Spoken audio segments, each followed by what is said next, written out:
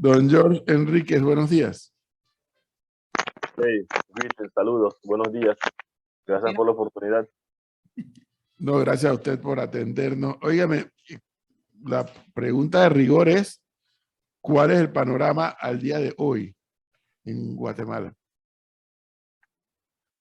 No, es en Nicaragua. Perdón, en Nicaragua. Guatemala. En Nicaragua.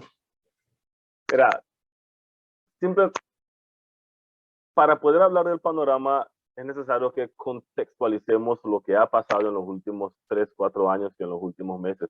Recientemente se hizo una farsa de una contienda electoral que terminó la noche del 7 de noviembre. Una contienda en cuanto los precandidatos opositores con mayor aceptación están presos, están presas. Es decir, literalmente hay 7 precandidatos de Nicaragua en la cárcel actualmente porque Daniel Ortega los tiene presos. No es 1 ni 2, son 7 de ellos que literalmente, y además de eso le quita la personería jurídica a los partidos que podrían haber sido la casilla de la oposición en el país. Echa los precandidatos presos, quita la personería jurídica y él decide contra quién él sí quiere competir en estas elecciones. Por lo tanto, tomando en cuenta todo eso, hubo una abstención de aproximadamente un poquito más del 80% de las personas habilitadas para ir a votar no salieron a votar en estas elecciones porque no eran lo que íbamos a llamar unas elecciones reales. Ese es parte del panorama en el país. El día de ayer, Ortega en su discurso, en vez de si él están tan seguros de que ganaron estas elecciones, deberían de celebrar y hacer todo su burum bum bum, pero sin embargo desproticó contra los candidatos que él tiene actualmente presos y le dijo que son peras, estas peras que están en la cárcel. Inclusive se atrevió a decir que no son nicaragüenses, que no tienen patria. Sin embargo, Funes y sin embargo Serén, los ex precandidatos de San Salvador que tienen causa pendiente en San Salvador, están actualmente aquí en Nicaragua con cédulas de identidad y votando en las elecciones nacionales, pero la gente nacida aquí en el país que los tiene presos se atreve a llamarlos peras y que no tienen patria, que no son nicaragüenses, que deberían ir a los Estados Unidos. Por lo tanto, ¿sí? En ese proceso electoral en Nicaragua hubo el habitual acompañamiento o observatorio electoral internacional que se acostumbra a hacer en todas las elecciones de presidentes. No la hubo, y Ortega no lo llama observadores electorales, él los llama acompañantes electorales, le quitó el rango de observación y lo disminuyó a acompañantes. Por lo tanto, la OEA no estuvo presente como observador, la Unión Europea no estuvo presente como el Centro Carter y muchas otras organizaciones que generalmente están de observadores en Latinoamérica porque tienen experiencia, tienen credibilidad, no participaron dentro de estas contiendas. Él invitó a individuos, a personas. Me acuerdo, hay una foto que está circulando con unos acompañantes electorales que vienen de México, pero todos están posando en la foto con el número 2, que es la casilla del Frente Sandinista. Acompañantes electorales haciéndole campaña política al Frente Sandinista, tomando fotos en las 2. Y ese es el tipo de gente que están acompañando. Luego tenemos también algunos acompañantes aquí afroamericanos que vinieron al país a literalmente también hacerle campaña y publicidad al Frente Sandinista aquí en el país. Un observador o acompañante electoral debería ser una persona neutral y una persona imparcial, pero aquí sucede todo lo contrario. Por lo tanto, todo periodista internacional o todo acompañante internacional que está aquí en el país son personas de la extrema izquierda que están apoyando o quieren lavarle la cara al régimen. Ahora, lo que a mí me llama la atención es no solamente el impresionante nivel de abstención que ha habido en Nicaragua por parte de los electores, pero más allá de eso, ¿Qué prevé George Enríquez? ¿El pueblo va a hacer protestas o el pueblo se va a quedar tranquilo? ¿Qué va a pasar? Que las ganas de salir a las calles no faltan. Las ganas de ir a marchar, las ganas de ir a protestar no faltan, pero durante los últimos 3 años, si alguien decide salir a protestar, van a caer presos. Literalmente van a ser presos, van a ser golpeados, van a ser asediados, van a saquear sus casas y van a obligarte a quedarte preso o irte al exilio, porque se rompió el marco constitucional del país. No hay libertad de organización, no hay libertad de expresión. Actualmente en Nicaragua no hay ningún medio de comunicación, ningún periódico impreso circulando. Creo que es el único país en Latinoamérica que no hay un medio impreso circulando, porque ha decomisado, ha cerrado todas las empresas, todos los medios de comunicación de prensa escrita. Luego también a las organizaciones no gubernamentales de derechos humanos, de médicos, otras que son ramas de las Naciones Unidas, de la Unión Europea, les quita la personería jurídica y los manda a cerrar. Por lo tanto, aquí en Nicaragua se ha perdido el orden democrático y se ha violentado la constitución del país. Y también un día normal para personas activistas, opositores, lideresas en el país, es tener un carro de patrulla enfrente de nuestras casas, asediándonos, asegurándonos que en días específicos de los cuales tienen conocimiento que vamos a tener alguna reunión, no salgamos a la calle, no salgamos a reunirnos. Por lo tanto, ese es el día a día en Nicaragua. Y simplemente creo que sería un poco irresponsable en este momento pedir a la gente que salga a la calle a protestar, a marchar, cuando sabemos cuál va a ser el resultado y la violación física a nuestra integridad física de la gente en el país. Y esto es lo que se llama vivir bajo dictadura. Además, es diferente. En estos momentos, yo me imagino que la misma gente tiene temor de hacerlo de forma particular. Mira, sí, en definitiva, mira, la gente de alguna manera pierde el miedo o perdería el miedo si al salir a protestar en este momento o al salir a marchar en este momento o lograríamos obtener un resultado concreto. Pero el resultado concreto va a ser mucha más represión. No nos olvidemos que está documentado que en las marchas y protestas del 2018 los protestantes fueron recibidos con balazos en sus cabezas y en sus pechos.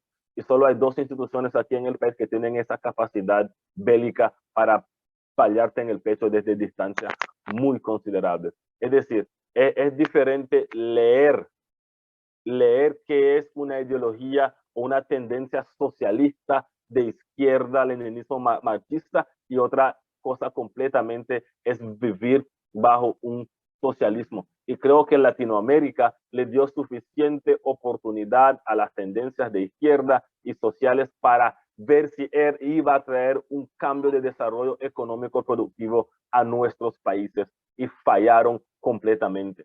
¿Por qué menciono esto? Porque estas tendencias, estos gobiernos, tienen la particularidad de echarle la culpa a todo el mundo de lo que pasa en nuestros países, menos a ellos mismos. Y creo que también este es un mensaje para todas aquellas personas políticas o partidos políticos en Latinoamérica. ¿Por qué menciono esto? Porque yo he visto que en estos países donde hay una tendencia de izquierda socialista en el poder, las derechas o las tendencias liberales de esos países tienen una capacidad tremenda de fragmentarse en las elecciones para tratar de llegar al poder. Y cuando vemos que países como Venezuela, como Bolivia, como Nicaragua y otros países, generalmente solo hay un partido o una tendencia de izquierda corriendo en unas elecciones contra 4, 5, 7, 8 diferentes tendencias de liberales y de derechas en el país. Por lo tanto, este es un llamado a esta clase política que se dejen de babosadas y tenemos que redirigir Latinoamérica. También Latinoamérica está bajo la obligación de parir su propia ideología política de desarrollo, porque ya hemos visto que las tendencias de izquierda que se nos introdujo desde Europa no nos han funcionado. Y lo que conocemos como las tendencias de derecha en Latinoamérica tampoco nos han funcionado. Creo que ya estamos en un punto que Latinoamérica necesita parir una ideología política de desarrollo productivo, económico y creativo que respete las diversidades étnicas, sexuales, religiosas, identidad personal y que caben bajo una sola ideología, pero que sea parida en Latinoamérica por latinoamericanos y por caribeños y latinoamericanos. Entonces, don George, parece que el panorama no es el mejor, y no solamente en Nicaragua, porque es que yo comentaba ayer que lo ideal hubiera sido que toda la región centroamericana, desde Guatemala hasta Panamá, tuviera una reacción en conjunto con ese desastre político que ha generado la dictadura de Daniel Ortega. Pero Guatemala tiene mucha inestabilidad política, ni hablar de Honduras. El Salvador, pues con este señor Bukele tratando de hacer su propia agenda al margen del resto de la región. Bueno, Costa Rica y Panamá con unos sistemas democráticos de alguna manera cuestionados por algunos sectores, y eso impide que la región entera pueda producir un planteamiento de conjunto con respecto a lo ocurrido en Nicaragua, ¿no le parece?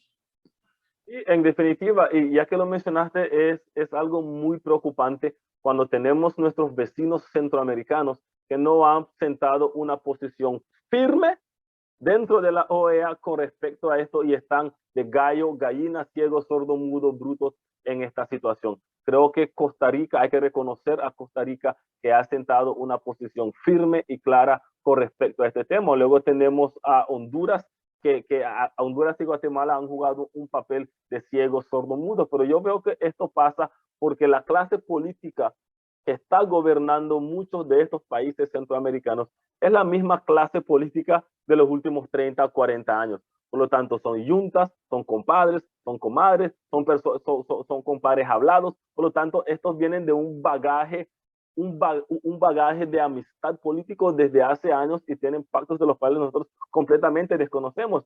Es por esto que yo menciono la importancia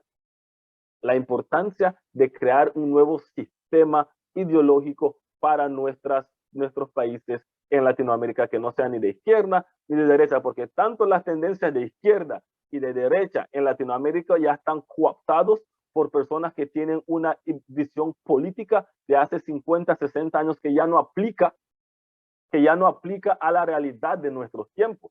Y estos países que ahora viene la OEA, ¿cuál es el papel de la OEA en todo esto? ¿Qué es lo que tiene que hacer la OEA en todo esto? Creo que la OEA tiene experiencias trabajando con dictaduras en Latinoamérica. Tiene experiencias trabajando con dictaduras en Latinoamérica y deberían de saber a estas alturas qué hacer. Creo que Almagro tiene mucha responsabilidad en parte del silencio complaciente que él había ejercido durante varios años por ser de una misma tendencia ideológica del régimen. Y eso ha costado vidas, ha costado exilio, ha costado mucho para los nicaragüenses y otras personas dentro del país. Y inclusive dar esta entrevista para mí genera mucho riesgo, pero haber sido un precandidato político, tener a otros siete hermanos y hermanas que eran precandidatos, más de 140 presos políticos, siento que sigo en la obligación moral de seguir pudiendo denunciar lo que está pasando en el país. Porque yo espero, si en el momento yo no sé, tengo que irme al exilio, vienen a encarcelarme a aquellas personas que todavía pueden alzar su voz, necesito que también la alcen. Bueno, don George Enríquez, nos estaremos comunicando posteriormente para saber qué más está ocurriendo allá en Nicaragua. Muchas gracias. Muchas gracias por la oportunidad de brindar esta entrevista. Simplemente quiero decir algo rápido en mi lengua materna, la cual es creol. I give thanks to the Most High for yesterday, for today, and for things to come. Give thanks. Gracias. Gracias. Gracias a usted. 8:35, señor Miguel.